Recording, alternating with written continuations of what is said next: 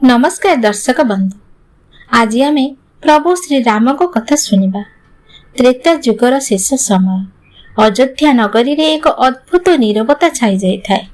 पवन मध्य धीरे धीरे बहुथिला, जेपरि से मध्य जानी जाए जे आज पृथ्वी रो एक महान लीलार समाप्ति हेबाकु जाउछि। स्वयं प्रभु राम निजर पृथ्वी लीला संपूर्ण करी साकेत धाम को प्रस्थान करिबाकु प्रस्तुत थिले। जेतेबेले एही संवाद समग्र अयोध्या रे प्रचारित हैला, समस्तଙ୍କ आखिरु लुह झरी पड़िला। केही मध्य प्रभु को छाड़ी रहिबाकु चाहु नथिले। मनीष, पशु, पक्षी, वृक्ष, लता समस्ते तांको पछरे चाली पड़िले। एही दृश्य एते अद्भुत थिला जे देवता माने मध्य आकाशरु ताहा देखुथिले। प्रभु श्री रामको मुहरे एक अद्भुत शांति थिला।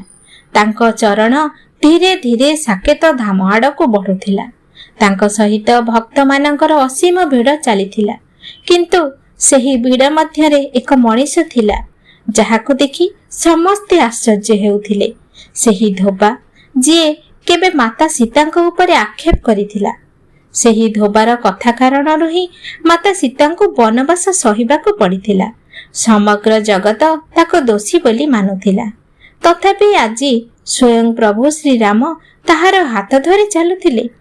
लोक माने यहा देखि चिंता करुथिले, जिए जगत जननीଙ୍କ निंदा कला से किपरि प्रभुଙ୍କ सहित जाउछि। किंतु प्रभुଙ୍କ हृदय करुणार सागर। से निज शरण को आसीथिबा काहाकु मध्य छाड़ंती नाही। धीरे धीरे समस्ते साकेत धामर दिव्य द्वार निकटरे पहुंची गले। सेठारु अद्भुत प्रकाश निस्फोरित हेउथिला। जेमिति प्रभु आगको बढ़िले साकेतर विशाल द्वार स्वतः खोलीगला। देवता माने पुष्प वर्षा करबाको लागिले, किंतु जेमिति सेही धोबापाद बढ़ाइला, हठात साकेतर द्वार भयंकर ध्वनि सहित बंद होइगला। समस्ते आश्चर्य थमिगले। सेतेबेले साकेत द्वाररु गंभीर स्वर सुनागला, हे प्रभु, आपण एहाकु आपणको सहित नेई पारंती, किंतु से सेही व्यक्ति जे जगत जननी माता सीतांग निंदा करिथिला। एपरि पापी पई साकेतरे स्थान नाही। एही कथा सुनी धोबार शरीर कंपी उठिला। तार मुह भयरे थरी उठिला।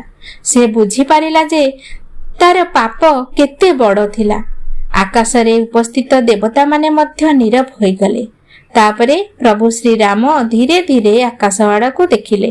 तांको दृष्टि पड़िबा मात्रे समस्त देवता भयभीत होई पड़िले। सबुठारु प्रथमे ब्रह्मा हाथ जोड़ी कहिले, प्रभु, एते बड़ पापी पई मो ब्रह्मालोकरे कौनसी स्थान नाही।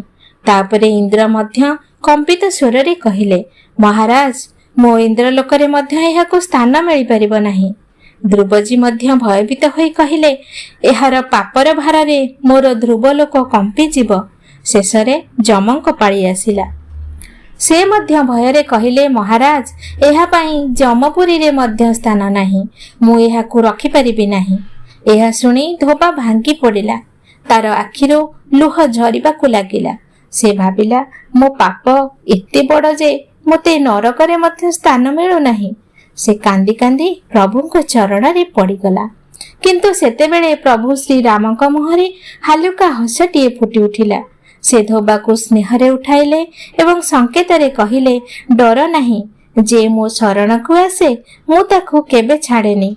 तापरे करुणामय प्रभु निज दिव्य शक्ति रे सेही धोबा पई एक नुआ लोकर सृष्टि कले। एक एमिति स्थान जेउठी शोक नाही, दुख नाही। सीतांक निंदुकर पाप समूह को नाश करी प्रभु ता पाई एक शोकहीन लोक सृष्टि करी सेठी बसाइले। कहा जाए, सेही धोबा आजी मध्य सेही अलगा लोकरे एकाकी अछि।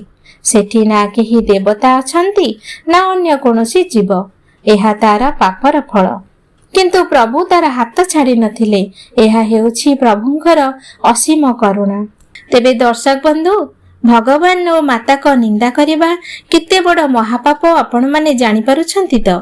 निंदा करुथिबा व्यक्ति सम्मान और शांति हराई दिए, किंतु जे सत्य हृदय रे प्रभुଙ୍କ शरण को आसे प्रभु ताकू केबे त्याग करंती नाही। प्रभुଙ୍କ करुणा असीम। समग्र संसार छाड़ी देले मध्य प्रभु निज भक्तଙ୍କ हाथ केबे छाड़ंती नाही। ସେମିତି ଧରି ରଖନ୍ତି। ସେହିଦିନ ଅଯୋଧ୍ୟାର ଲୋକମାନେ ବୁଝିପାରିଲେ ଯେ ପ୍ରଭୁଙ୍କ ନ୍ୟାୟ କେବଳ ଦଣ୍ଡ ନୁହେଁ, ସେଥିରେ କରୁଣା ମଧ୍ୟ ଲୁଚିଥାଏ। ପାପୀଙ୍କୁ ପାପର ଫଳ ମିଳେ, କିନ୍ତୁ ଯେତେବେଳେ ସେ ସତ୍ୟ ହୃଦୟରେ ପଶ୍ଚାତାପ କରି ପ୍ରଭୁଙ୍କ ଶରଣକୁ ଆସେ, ପ୍ରଭୁ ତାକୁ ନିରାଶ କରନ୍ତି ନାହିଁ। ଧୋବାର ଆଖିରୁ ଝରୁଥିବା ଲୁହ କେବଳ ଭୟର ନଥିଲା, ସେଥିରେ ପଶ୍ଚାତାପର ଅଗ୍ନି ମଧ୍ୟ ଜଳୁଥିଲା। ସେ ବୁଝିପାରିଥିଲା ଯେ ମାତା ସୀତାଙ୍କ ଭଳି ପବିତ୍ର ଦେବୀଙ୍କ ଉପରେ ସନ୍ଦେହ କରି ସେ କେତେ ବଡ଼ ଅପରାଧ କରିଥିଲା। ପ୍ରଭୁ ଶ୍ରୀରାମ ସମଗ୍ର ସୃଷ୍ଟିକୁ ଏହି ସନ୍ଦେଶ ଦେଲେ ଯେ ଭଗବାନଙ୍କ ଦ୍ୱାରରେ ଘୃଣା ନୁହେଁ, କରୁଣାର ବାସ ଥାଏ। ଯିଏ ଏକଥର ସତ୍ୟ ମନରେ ପ୍ରଭୁ ବୋଲି ଡାକେ, ପ୍ରଭୁ ତାର ହାତ କେବେ ଛାଡ଼ନ୍ତି ନାହିଁ। କୁହାଯାଏ, ସେହି ଶୋକହୀନ ଲୋକରେ ବସି ଧୋବା ସଦା ପ୍ରଭୁଙ୍କ ନାମ ସ୍ମରଣ କରୁଥିଲା ଏବଂ ମାତା ସୀତାଙ୍କୁ କ୍ଷମା ମାଗୁଥିଲା। ତାର ଜୀବନ ସମଗ୍ର ସଂସାର ପାଇଁ ଏକ ଶିକ୍ଷା ହୋଇ ରହିଗଲା।